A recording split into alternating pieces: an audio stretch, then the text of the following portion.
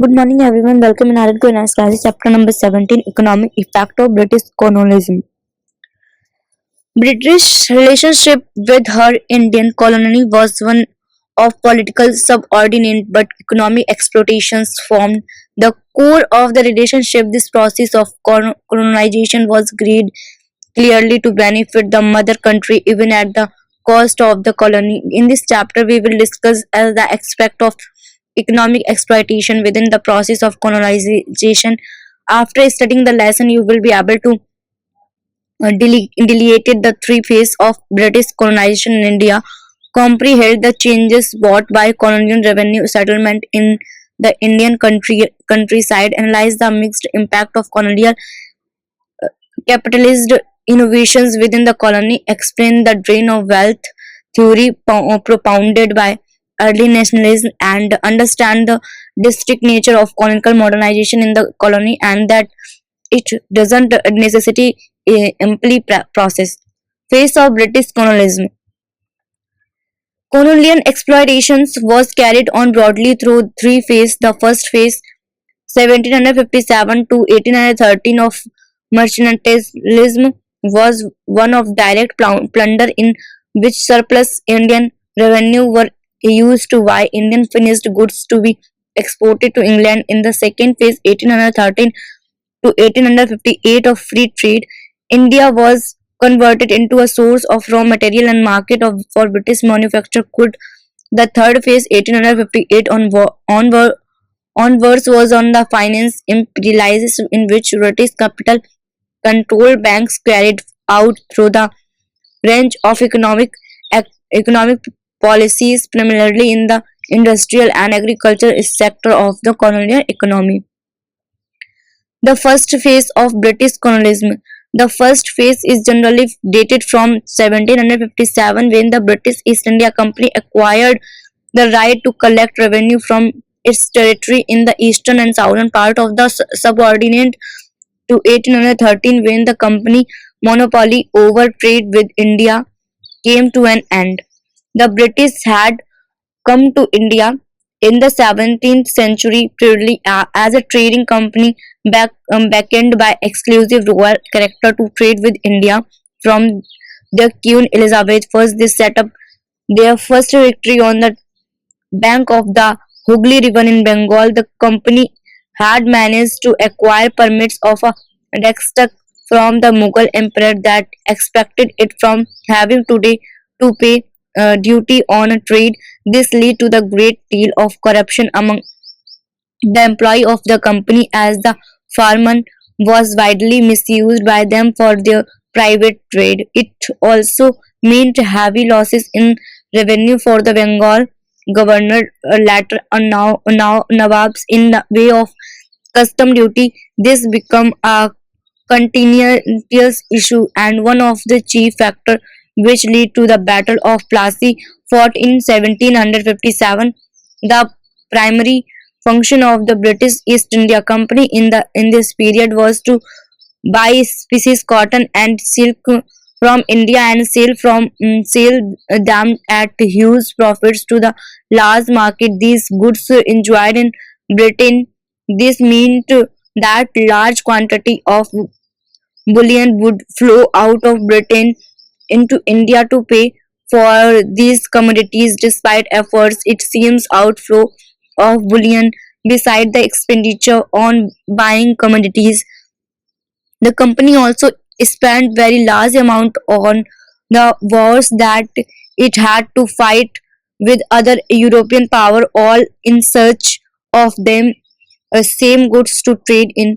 These include the Portuguese, the Dutch, and the French. Thus, the acquisition of the Diwani right to collect revenue in Bengal after the Battle of Buxar, which followed the Battle of Plassey, opened the way of the company to raise money for its expenditure in India. Land revenue policies. After Diwani, Bengal, Bihar, and Odisha was granted to the East India Company in 1765, the maximization of the revenue from the colony became the primary objective of the British administration. Agricultural taxation was the main source of income for the company, which had to pay dividends to investors in Britain. Therefore, the British administration tried out various land revenue experiments to this aim. These experiments also partly determined the relationship that the colonial state would share with the people is governed. In 1772, the governor of Bengal, Warren Hastings, introduced a system of revenue farming in the provinces of Bengal. In this system, European district collectors would form out to the right to collect revenue to the highest bidder. This system was a total failure and renewed the cultivator because of the arbitrarily high revenue demands. To undo this disaster, uh, Cornwallis introduced the system permanent settlement in 1793. Under this system, Jamindar who earlier only had the right to collect revenue were established as the uh, properties or owner of land. The state demand for land revenue was permanently fixed, but if the zamindar were unable to pay the full of tax on time, the lands would be taken away from occupation by the state. Through this system, the state tried to create an enterprising class of landholders who would try to improve crop production in their fields to earn profits. Besides, it would be simple or the state to deal with the limited number of zamindar than with every peasant, and a powerful section of society would become loyal to the British administration. But this system led to greater improve, improvement of tenant cultivator because of the burden of high revenue assessment. It also caused great difficulty for zamindar, many of whom were unable to pay the revenue on time and lost their lands. A large number of traditional zamindar house collapsed. The system also encouraged subnifeudation. Many layers of intermediaries between the zamindar and cultivator, adding to the who's of the peasantry.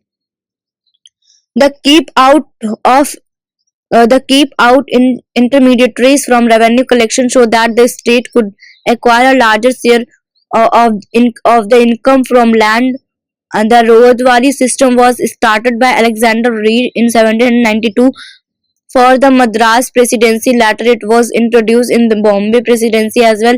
Under this system, revenue was initially collected from each village separately, but later each cultivator or royal was assessed individually. Thus, peasant, not zamindar, were established as a proprietary owner. Although this system increased the revenue collected by the state, the assessments were faulty and the peasant overburdened by the taxes. The landed intermediaries continued to flourish. In the north and northeast of India, Mahalwari settlement of was followed after 1822, where the state made the statement with either the village community or in some cases the traditional talukdar.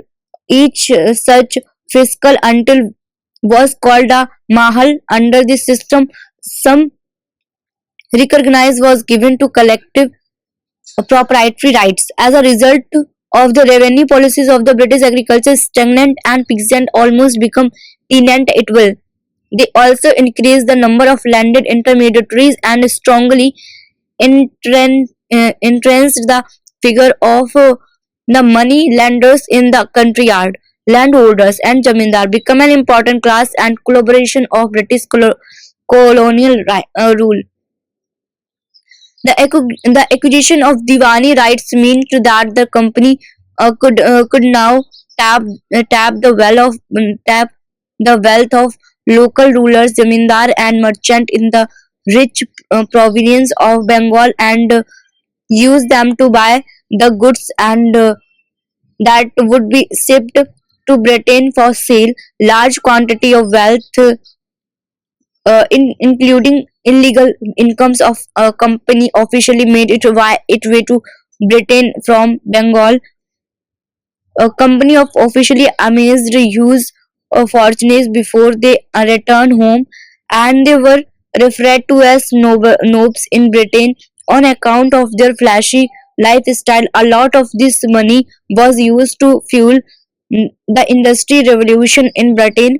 This greed for incomes from the land revenue also led the company to pursue an aggressive policy of territorial expansion in India.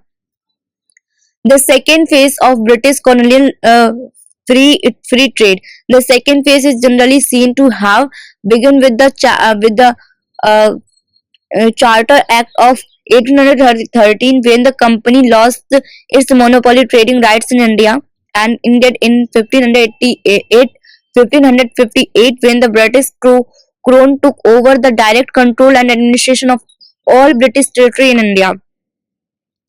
As the company of profits grew, the support they enjoyed from the British government became precious. Early, many members of parliament had East Indian interests who used to company resources to maintain their patronage within the government, but as unprecedented levels of industrialization were achieved in Britain, there was a gradual change in the constitution of the parliament.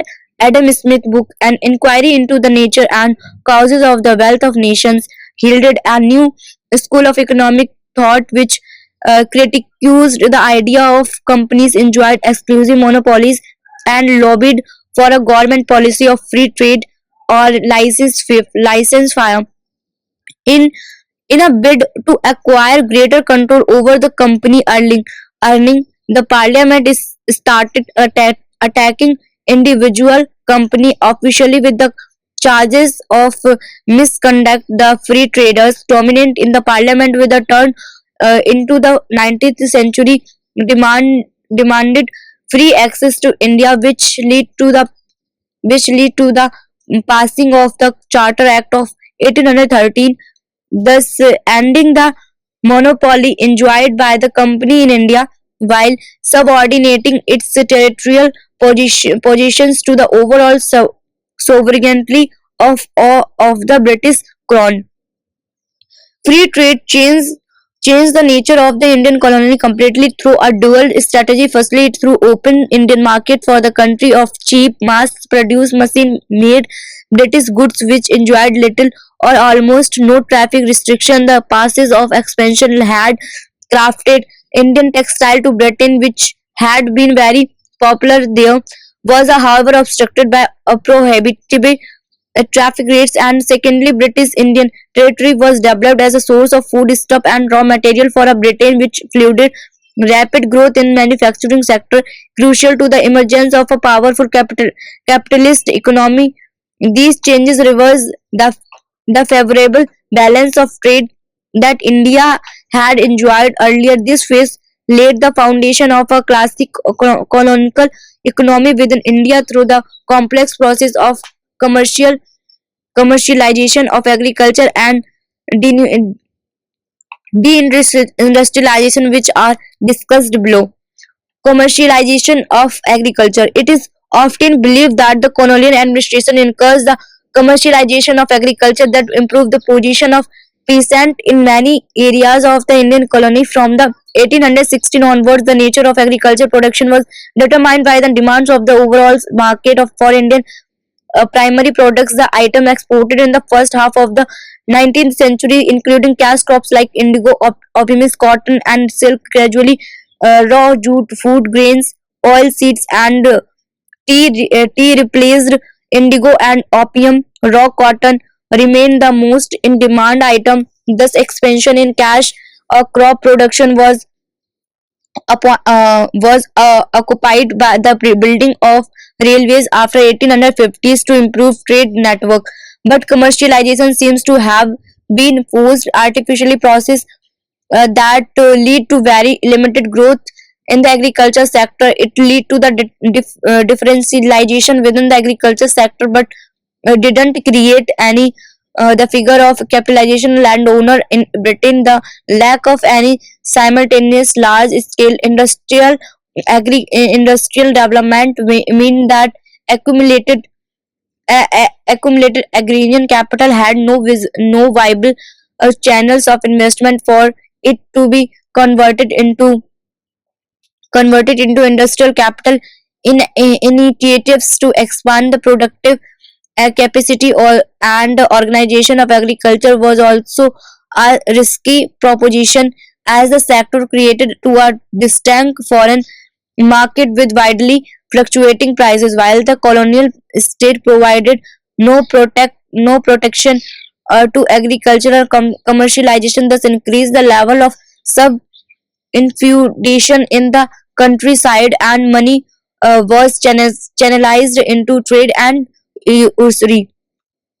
The large part of the profits generated by the export trade went to British houses, which controlled shipping and insurance industry. Beside commission agent, trader, and bankers, those who benefit in the colony were big farmers. Some Indian traders and the money lenders. Commercialization further intensified the feudal structure of landlord money lender exploitations in rural area.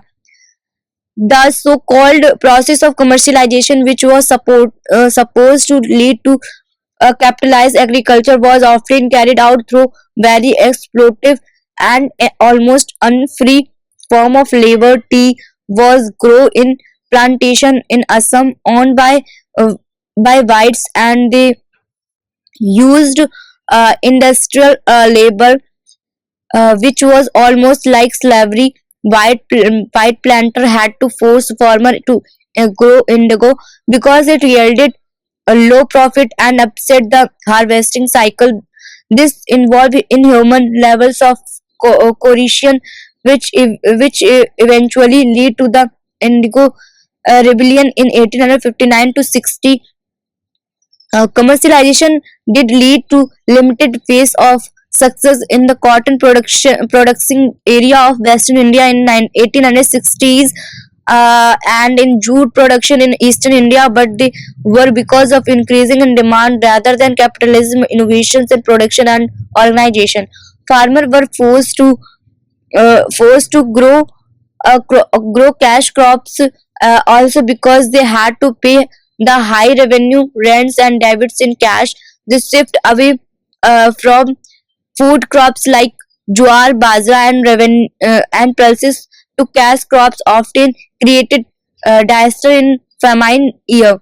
A decline in world demand for Indian cotton led to heavy indebtedness, famine, and agrarian roots in the Deccan cotton belt in 1870s. The jute industry collapsed in the 1930s, which was followed by a devastating famine in 1943 in Bengal.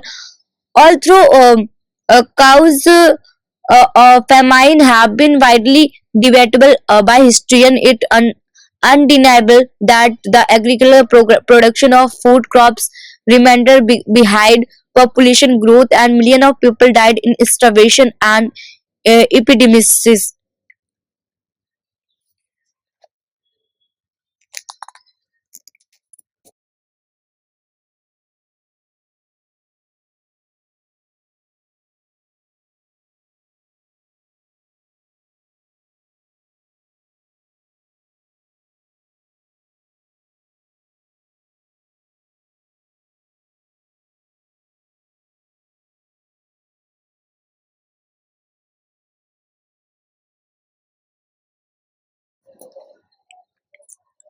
Among the limited steps that the colonial government took towards improving agriculture productivity include the construction of some irrigation canals in northeastern and southwestern parts of India. Permanently settled Eastern India got left out this government initiative because there was no scope of increasing the revenue any further. Thus revenue maximization and limited famine relief in ex, extreme situation were the factor that that motivated this public investment. It did lead to great prosperity and commercial agriculture in limited enclaves, especially in Canal Colonial of Punjab, but it was confined to a small number of already well-off farmers who could pay the high water rates. It also encouraged cultivation of cash crops like sugar, cotton, and wheat, while reducing the production of millets and pulses. In some cases, like the United Provinces, it didn't still local condition and caused swaps and exclusive salinity. In 1853, Lord Dalhousie took the decision to construct a railway in India. Very often, the railway have been seen as market of the modernization that took place under the British rule. But the construction of the railways in India only further strengthened the colonial nature of India economic development. The railway network made it's easier to penetrate the interior market and source of raw material in the colonial and linked with the port cities instituted by linking internal markets to each other. The railway network was thus primarily created to serve the interest of foreign trade. Railway lines built in frontier region would facilitate army movement, and some famine lines were built in scarcity area. Moreover, the whole project was built with British capital, and investor Britain were guaranteed a 5% interest, which was paid out of Indian revenue. Most of the high level expertise and railway equipment, like machinery, railway lines, and even coal to an extent was imported from Britain. This ensured that the multiple effects of constructing the railway also remained absent in India. Among these other factors, the penetration of the interior of country made possible by the railway had another grave fallout. The ruin of the Indian handicraft industry, which had enjoyed Portuguese both from local ruling elites and market overseas. British also enforced an unequal traffic system where the entirely of Indian commodities in British market was restricted by high custom duties. In turn, the industry revolution in Europe enabled the mass production of cheap machine-made goods, which flooded Indian markets, unable to compete with the Indian commodities, lost both their overseas and domestic market. This disruptive process led to the deindustrialization that increased pressure on land.